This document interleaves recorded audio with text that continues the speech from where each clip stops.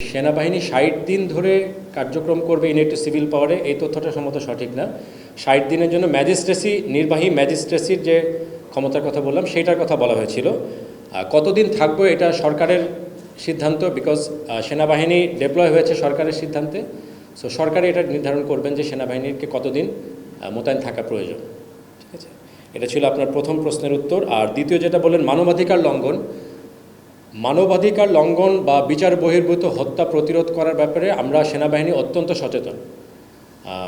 এটার ব্যাপারে আমাদের সর্বোচ্চ নেতৃত্বের নির্দিষ্ট আদেশ রয়েছে যে সেনাবাহিনীর যে কোনো ধরনের পরিস্থিতিতেই যেন কোনো ধরনের বিচার বহির্ভূত হত্যা আমরা সংগঠিত হতে না দিই, আমাদের সর্বোচ্চ চেষ্টা থাকবে এটাকে প্রতিরোধ করার।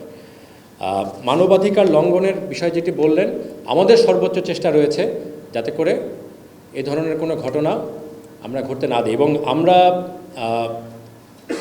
আপনারা হয়তো শুধুমাত্র যেগুলো ঘটনা ঘটছে সেগুলো জানতে পারছেন, বাট এর বাইরে আমাদের কার্যক্রমের কারণে যে কতগুলো পরিস্থিতিতে এ ধরনের কোনো কিছুকে প্রতিরোধ করা সম্ভব হয়েছে এটা হয়তো অনেক সময় জনসম্মুখে আসে না।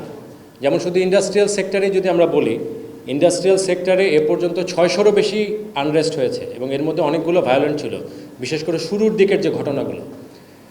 এখানে যদি আমাদের এবং অবশ্যই আমাদের সাথে অন্যান্য আইনশৃঙ্খলা রক্ষাকারী বাহিনীও ছিলেন, তারা যদি সময় মতো গিয়ে এগুলোকে প্রতিরোধ করার বা তাদেরকে শান্ত করার ব্যবস্থা না করতেন, হয়তো এর থেকে অনেক বেশি ঘটনা ঘটতে পারত। আইনশৃঙ্খলা পরিস্থিতির উন্নতি আমরা কন্টিনিউয়াসলি এটা মনিটর করছি। আমরা পুলিশের কাছে যে অপরাধের যে ডাটা থাকে এটা নিয়ে আমরা একটা কম্পারেটিভ স্টাডিও করেছি এবং সেই স্টাডি অনুযায়ী বর্তমানে মানে সেনাবাহিনী মোতায়েন হওয়ার পরে অথবা ম্যাজিস্ট্রেসি ক্ষমতা পাওয়ার পরের যে স্ট্যাটিস্টিক্স, সেটাতে আগের তুলনায় অপরাধের সংখ্যা কমেছে, নথিভুক্ত রেকর্ডের সংখ্যা কমেছে।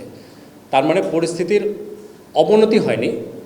হ্যাঁ, আমাদের হয়তো এক্সপেকটেশন অনুযায়ী উন্নতি হয়নি, এটা অনেকে বলতে পারেন, এবং সেইটা যাতে হয় এখানে আরও অনেকগুলো ফ্যাক্টর আছে। পুলিশ বাহিনী ধীরে ধীরে তাদের কার্যক্ষমতা ফেরত পাচ্ছেন। সো এইগুলো হলে ইনশাল্লাহ, এবং আমাদের সেনাবাহিনী এবং অন্যান্য গোয়েন্দা সংস্থা সকলকে সম্পৃক্ত করে আমাদের প্রচেষ্টা অব্যাহত আছে এবং আমরা আশা করছি ভবিষ্যতে সিচুয়েশন আরও ভালো হবে।